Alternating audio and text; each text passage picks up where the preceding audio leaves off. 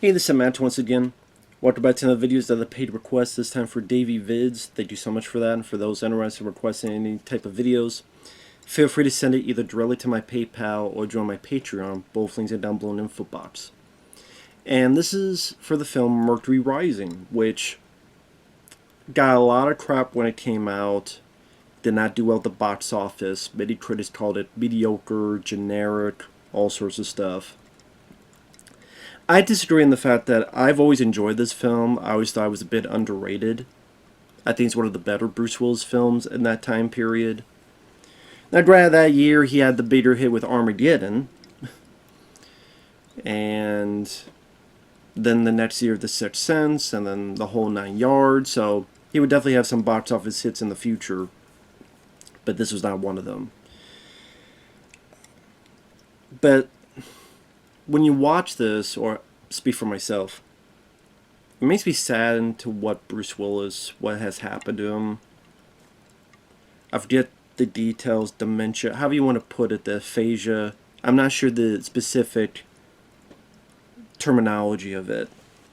And this is a guy that, granted, you hear a lot of stories, he was a dick to people, which I don't appreciate that, and I don't approve of that. But at the same time, it's hard to wish that mental breakdown on anybody. And you see, like, he was a good actor, and he was a good action star. One of the best action stars. Not just for the first four Die Hard films, but for films like this, where I thought he really carried the movie on his shoulders. There's some nice moments of a performance from the beginning, where we see a bit of his backstory, where he's undercover with the FBI, with this group, like a family. They seem like a militant family who are part of a bank robbery, and he's trying to talk them down, and he's succeeding. Just one's like a, I don't know, 14-year-old kid, or I forget what age, and he's trying to talk them down and go, hey, you don't want to die here, and come on, man, you don't want your kids to get killed here. You know, you said we'd be in and out, and they're out there, and he's talking him down, and he's this close, like, he's succeeded. But the FBI, they blow it, they go in, they kill everybody, including the kids. Bruce Willis gets pissed, confronts the boss on the site, and you buy Bruce Willis being mad, being pissed off, going, did I master 5 people, huh? Did I master 5 people? You will see the emotion. You saw that he cared. He wasn't sleepwalking through this role. Which is sad when you see him in, like, his last years, when he did all those direct-to-video movies. Now we're probably thinking it was because of what was going on in his head. I mean, I can only assume. Because you see this, and yeah, he's not sleepwalking. Each look he gives, you know, and there's a bit of emotion there, there's a bit of care there. And I thought that was a good way to open the film, in the mindset of this character. And as for the rest of the film, you get Alec Baldwin as your bad guy. Thankfully, he didn't shoot anybody on this movie. But he works as a bad guy. I don't know if this is true, but I read that he did this film because he had to, because he owed the studio a movie. Again, I read that somewhere. I don't know if it's true. I could buy it because it does seem like the typical film he would do, but Alec Baldwin did a good job as the NSA guy who he's leading this group that make this super code that these two tech guys, however you want to call them, they decide to put it into a puzzle magazine, expecting no one will break this. It'll be a test for just the geeks against the nerds. But lo and behold, a young boy, played by Miko Hughes, he is able to solve the code. Call the phone number. Now he's a liability. Now he's got to get taken out. His parents get killed.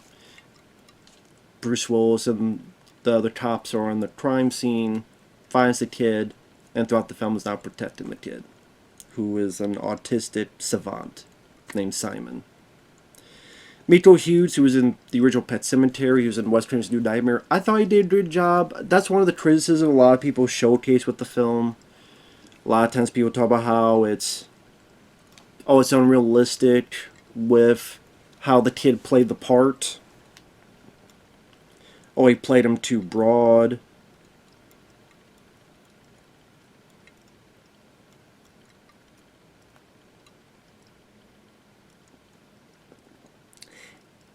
And the reason I'm pausing is because I get that it may be sensitive for people for saying that, because maybe they work with autistic children or maybe they have autistic children, but when I've seen videos, I've seen footage, I've seen stuff in the real world, it seems like there's different forms of autism, whether there's certain repetitions or certain behavior, that when I watch Miko Hughes play this role, I really don't see that he did a bad job.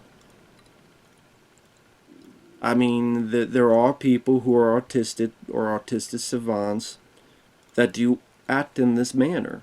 The repetition. And I thought, for a kid, that I don't know how old he was when he did this, I thought it was commendable. And I thought he did a good job. That's just me, though. And you also have Chi McBride, who's Bruce Willis's buddy. He was... what was it? Will Smith's boss in iRobot. He was one of the ghosts in The Frighteners that was helping Michael J. Fox. And he's nice support. He's a good actor. Tim Dickens, which I think I saw her in Hollow Man. She's there as someone that Bruce Willis needs someone to turn to, and here's some random stranger. That's really one of the few things I didn't care for. I thought that kind of, not just literally, but figuratively came out of nowhere, and I don't think you need it. She's alright, but you could have easily rewritten the film without her in it, and I think not only would have not changed much, it would have been better, in my opinion. That's just me, though. I don't think you really needed her. I mean, really, like, you could have just had a bit where Cheaper Bride himself takes care of the kid. Now, with the film itself, it's not going to have action scenes like Die Hard and such, but I thought they were effective what they needed to do and needed to showcase. There's a bit in an ambulance where he's trying to find Simon the kid, and he gets the kid, and he's getting shot at in the ambulance, and the ambulance swerving on the road. So you have some decent practical stunt work detailing there. Especially when you look at films today that everything is CGI, the backdrop, all the cars, like everything. It's even films like this that seem rudimentary. It's like, no, they did that all for real, in camera.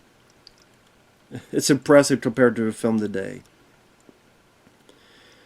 Even some of the effects that they do utilize, I thought it was actually pretty decent.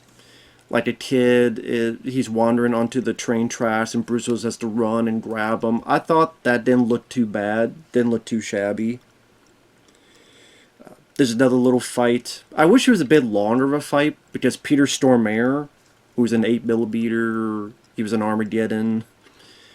He has a fight with Bruce Willis in between train cars, but it goes very short. I wish it was a bit longer. This is Peter Stormare. You wish he was in the film a bit more. He's a good character actor, but Bruce Willis takes care of him. I like that. He's motherfucker. A little bit of that John McClane there, so that was cool to hear. And I don't mind the idea, the super code, and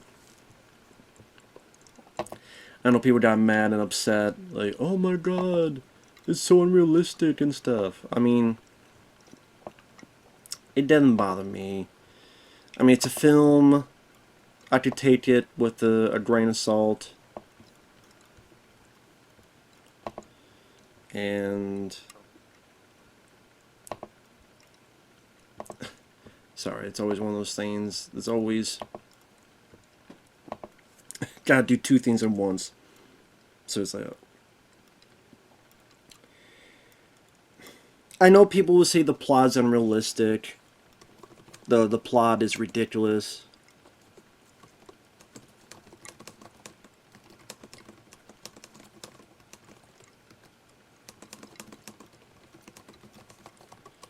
Yeah, sorry. Important stuff. Well, this is important too, so I apologize. Get around with the review, goddammit! Stop playing your balls. My point is, with my fumbling, I get that the plot will be labeled unrealistic to people. It's a super code, and these two people put in a puzzle magazine. Come on. But I don't know, just I didn't mind it. I thought it was kind of a fun idea. I don't know how else to put it. At least to a good title, Mercury Rising, because that's the name of the code, Mercury. I don't know, I just thought that the director, Harold Becker, who directed films like Sea of Love with Al Pacino, among others, I thought he did a nice job setting up with the characters. With Bruce Willis and his backdrop, you feel bad for the character. With the character Simon, where you see how he is at, I guess can't really call school, but where he's being taught at, look at me. And try to get him to make eye contact with people, try to get him to associate with other people, other kids. His parents seem like very nice parents who help him make cocoa, or the father, Simon grows up and kind of rocks him to sleep. I recognize the dad. He was in Volcano. He was the poor guy that jumps off to save the passenger, but he then gets melted into the damn lava. That was him. He's the dad here. I thought these are nice, sweet parents. I like the music. John Barry, especially those sweet, low key pieces of music. Whether that scene there or at the very end of the film, before the end credits, like that music, I thought was very sweet. Fit the film very well. Had a nice melody to it. And John Barry, that name sounds familiar. He usually did James Bond music. So it was interesting to see him do something a bit different than just an all-out big action movie like a James Bond film.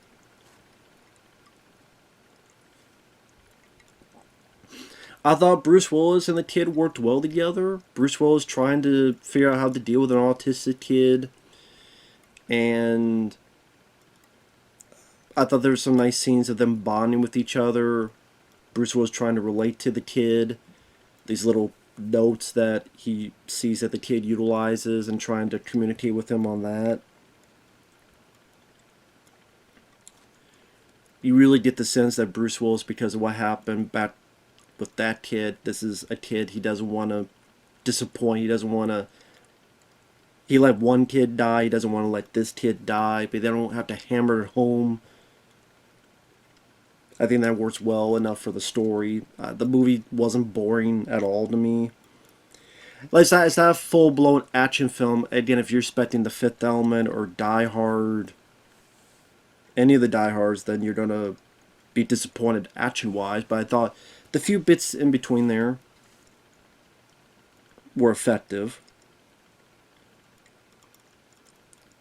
I don't know why this made me smirk, but Alec Baldwin, I did just shows how much of a dick the character is. When he first finds out that the other two guys did this, he says the line, "Our $2 billion code is an open book to people of diminished capacity." And he's talking about autism. Like, wow, what a dick. Just the way he put that, diminished capacity. I'm like, wow, what a dick. But he's a bad guy that thinks he's doing stuff for the greater good, thinks he's doing it to protect all the agents out there. And when Bruce Willis, spoiler, when Bruce Willis confronts him at this party and they're in this wine cellar, he tries to give the same speech to Bruce Willis that he gives to other people, but Bruce ain't having it. I like the line he says, "So you're not worried about murdering a little boy, but you're worried about your fucking wine." It's just starts smashing all the wine. Then does a nice front hit. Boom. He's like, "Happy birthday," and throws all the wine down on the ground. I'm like, "Yeah, get him, Bruce. Get the show." Like I was saying before, at one point they do, like, they're trying to figure out what's going on. He's protected the boy. At this point, now granted, this is a bit of maybe a flaw in the story. It gets to a point where apparently he is wanted for a crime, but at the same time, it seems like he could get around the city fairly easily, even though he's supposedly wanted by the police. Like, what was it? I'm trying to remember. I think there's at one point he goes to like a public library and he's trying to get on this computer. Just someone gave him this email to look into, and he's out there in the broad daylight. He's not hiding himself. He's not disguised or anything. I'm like, again, for if you're wanted by the cops, he doesn't seem like he's that freaked out about it. There's no close calls where he's got to avoid the cops or anything, or he's chased by the cops, or the cops are on his trail. That never really comes into play. So maybe that's a little bit of flaw there. They could have maybe had at least a couple scenes where he's getting close calls with the cops. And maybe that could create a couple other action or chase sequences. Foot chases where he's got to carry Simon the idea out of blah blah blah. Whether, maybe kind of like you would see in The Fugitive, like that type of stuff. So maybe they could have amplified that a bit. So that's a little, nitpick thing. Also, they meet this random lady played by Kim Dickens, and because they don't know who to trust, so they trust this stranger. Now, granted, this stranger, she could be a damn meth addict for all you know. And pretty much Bruce needs a place to have this kid at, so has at her place, but I don't know. I didn't think it was that interesting. I don't know if they were trying to have a bit of lovey-dovey between Bruce and Kim. I mean, there's no kissing, there's no sex, no time for love, Dr. Jones, thankfully, because it wouldn't make sense in this predicament. But at the same time, like when Bruce sees the kid at the end, Kim Dickens is there, but she doesn't go in. So I'm like, are we to assume that they're going to be a couple or something like that? Which I don't buy. I don't think there's much of that in the movie. Like I said, she just seemed... It's not that she did a bad job. It just seemed like she was not really needed for the film. That's just me, though. But yeah, I didn't hate her, but I just think you could have either utilized maybe a more interesting character, an ex-wife maybe, or I don't know. Maybe someone that he had a little bit of history of, but no one would know much about. Because it was in the past, like maybe a girlfriend that he used to have, but no one really knows about. And maybe they were out for a couple years, but now they've been away for a few more years, and I don't know. I'm just spitballing. Or just not have it at all. Just not have it at all, and Bruce and the kid, just more of them, and maybe have it be Chi McBride or someone else taking part in this whole thing. The ending I didn't mind. Spoiler, I don't mind the ending. They set up this plan to trap Alec Baldwin, and they're trying to get the kid, and Bruce is protecting the kid. They're kind of on this rooftop at nighttime. I do like the idea that Alec's henchman is killed by walls of glass exploding, and the guy's trying to outrun it, but it hits his face. So the guy dying from an explosion of glass on his face. At least I thought that was a unique way of killing the henchman. non-typical. And then, takes care of Al Baldwin. Al Baldwin tries to throw the kid, just shoots the hell out of Al Baldwin, falls off. Bye bye, bitch. You're free falling. So that was fun to see. Because I thought Al Baldwin made a good bad guy. They see him get his comeuppance. And a nice sweet bit at the end. Where Bruce sees the kid, wonder if the kid will recognize him, but then looks at Bruce and actually hugs him, so you see that it has affected the kid, and it's a nice hug, nice sweet music, nice way of ending the film. I think that the film is a good, solid... The thriller aspect is not the most thrilling movie in terms... It's not like The Fugitive or anything. It's not the most action-packed movie like Die Hard, but I thought it balanced things decently well with a good cast, a competent direction, decent little action set pieces, and a story that I liked, a story that I cared about between Bruce and this kid. I did not think the kid was annoying or anything. I thought Miko Hughes did a very competent job of portraying. Very hard for a kid to do, to play this type of role.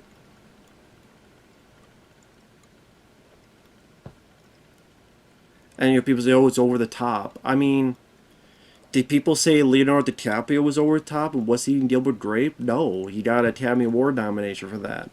And I liked his performance in that too. But I'm just saying, if people don't think that's over the top, then I don't know why people would think this is over the top. But, just saying. So, like I said, I think this is a bit of an underrated Bruce Willis one. It was nice to watch this again. Thank you, DavieVids. But thanks for watching, everyone. Take care, and we'll see you guys later. Bye-bye for now.